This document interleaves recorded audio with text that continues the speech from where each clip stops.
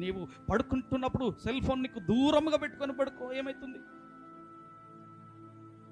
పడుకున్నప్పుడు ఉపవాస ప్రార్థనలో ఉన్నప్పుడు ప్రార్థన చేసుకుంటా ఉంటాం.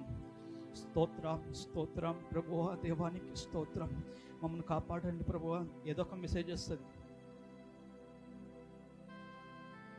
ప్రభువా దేవానికి స్తోత్రం స్తోత్రం స్తోత్రం.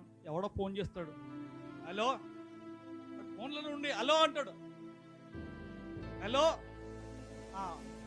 ప్రభువా దేవా స్తోత్రం స్తోత్రం స్తోత్రం స్తోత్రం.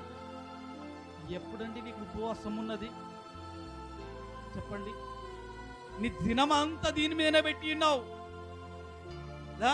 ఇదేమో ఎక్కడో ఒక మూల చోటన నీకు ఎవరికి కనబడరని చోట్ల.